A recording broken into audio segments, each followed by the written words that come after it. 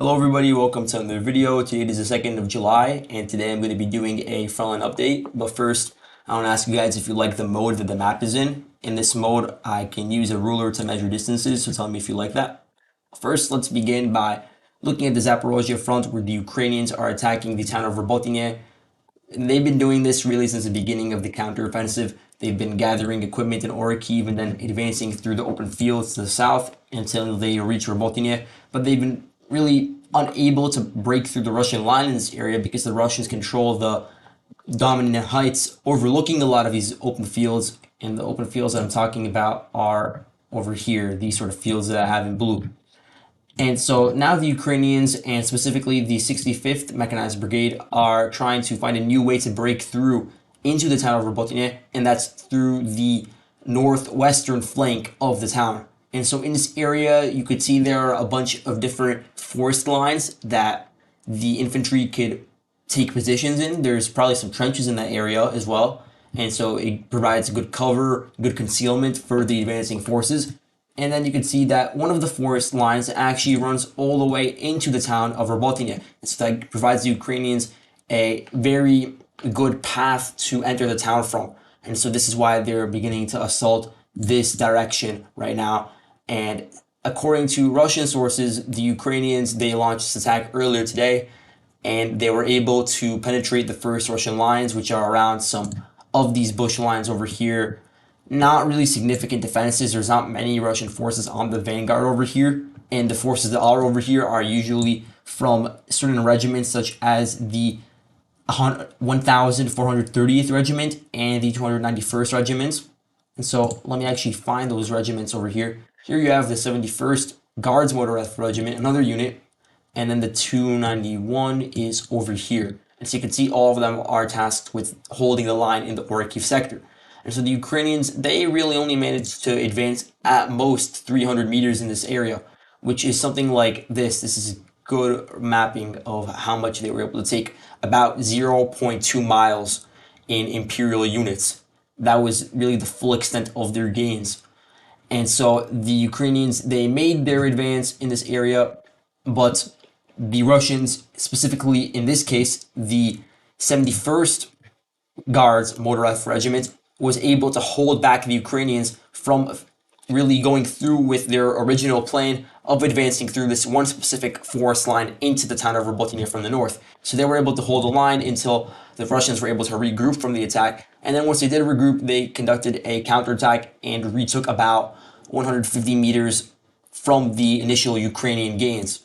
And so 150 meters, it could be something like this. This would be the extent of the Russian gains in this area, just taking over these certain sections. And so you can see that I'm talking about very, very small numbers, very small plots of land. They are still important regardless, just because there are certain positions over here that would be stepping stones to advance further south or further north, depending on who's controlling them. And then it gives, of course, a good operating position for the infantry, and it gives them good operating bases that could be used for cover or concealment, depending on the situation. But yeah, the Ukrainians have only been able to gain 150 meters by the end of the day, and they have not been able to break through the Russian lines yet. And now we're seeing this recurring theme of Ukrainian assaults in the same direction that are ending unsuccessfully.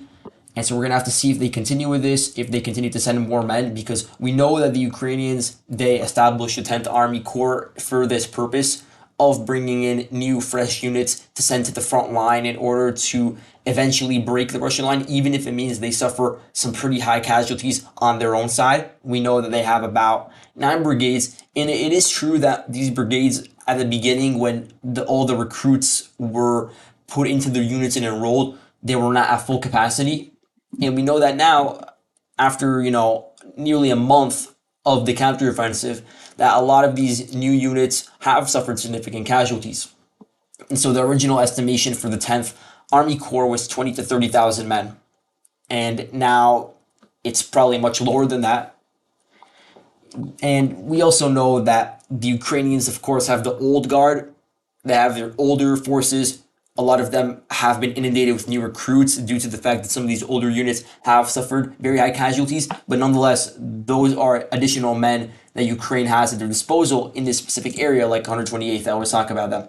And so that's just to give you guys an idea of how many Ukrainian forces are operating in this area. I'm going to continue looking into it to get exact numbers, but I can't just give you guys a specific number because I would be lying if I did. I really don't know a specific amount, but we do know the brigades involved, and that could give us a clue. So now let's move on to the situation in Bakhmut, and specifically on the southern flank around Klishivka. In this area, the Ukrainians took over a key Russian stronghold, which was previously a Ukrainian stronghold that the Russians took over, which allowed them to take over Klishivka. Now, the Ukrainians have crossed over the canal, and once they crossed over the canal, they took up positions in the adjacent bush line. And since then, they have been able to really carry on with their advances. And this is really done with by the 3rd Assault Regiment, the 3rd Assault Brigade, sorry. And they've been able to take over this very important system of trenches. And so their gains from today are about 0.85 miles, not even a full mile. But either way, the distance itself isn't as important as what was taken, which is a very good fortified set of defenses, which could be used as a forward attacking base to begin launching even more important assaults towards some of the supply lines into Klishivka and then actually enter the town itself. And just for reference, here's the distance that the Ukrainians are from Klishivka.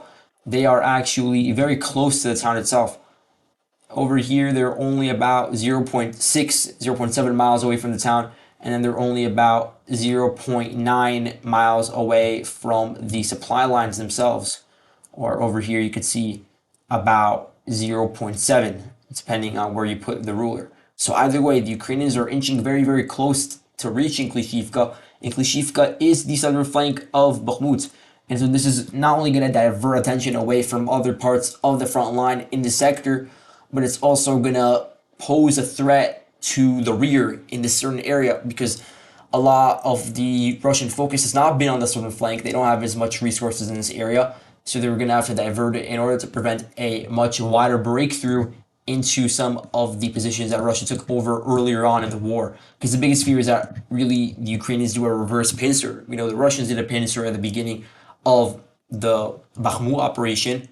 They didn't end up encircling really any men in Bakhmut, but they still took it over.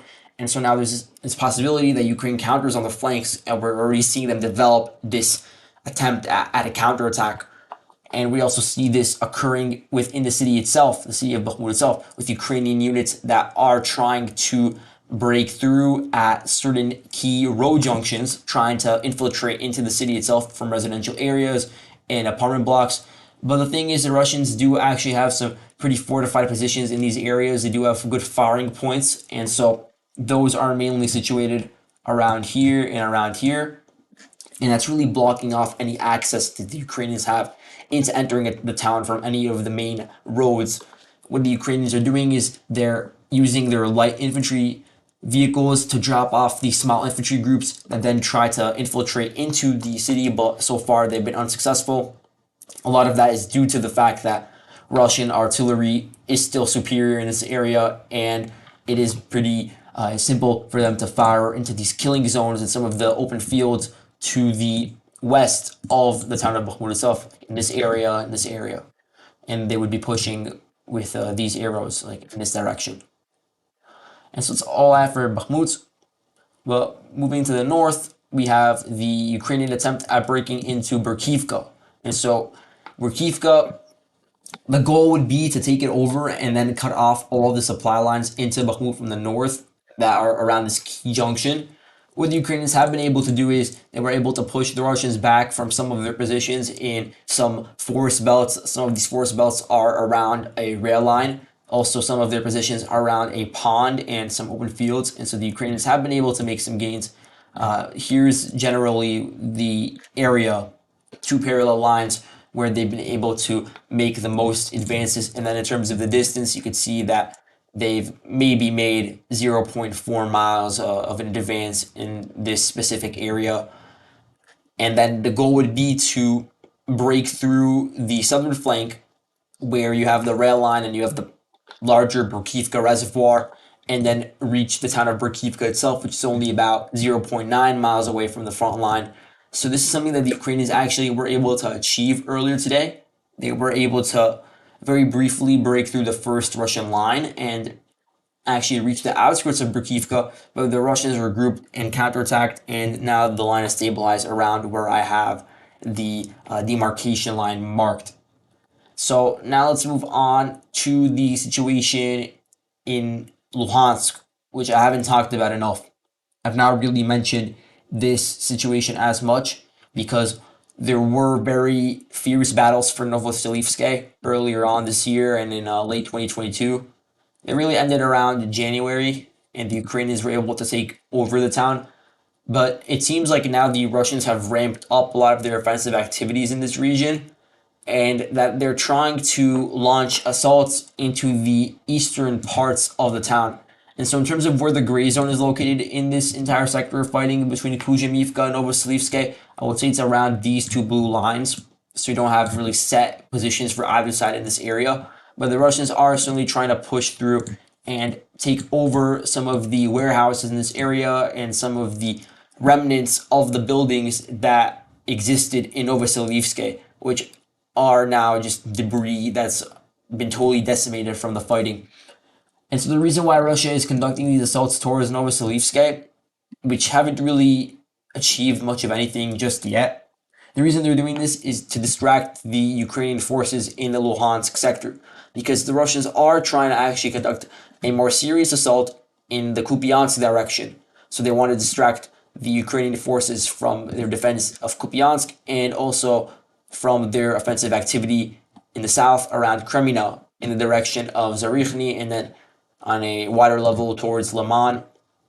And so they're trying to conduct these assaults not really to achieve any significant gains, but really to divert attention, especially now that the 92nd Brigade, the 92nd Ukrainian Brigade, has moved 500 new men across the Oskil River around the town of Bohuslavka. And so now you have these new infantrymen. They're going to be sent across the front line, and they were presumably going to be sent to defend against Russian assaults on Kupiansk and from Kremina. But now it may be an issue because they may have to be sent to the front line all the way to defend against the Russian assaults on Novoselivkse, which could aid the Russians as they try to conduct breakthroughs elsewhere. And so that's really all I have for today in terms of the daily fighting, back and forth from either side, reports of attacks. Thank you guys so much for watching, and I'll see you guys in the next video. Goodbye.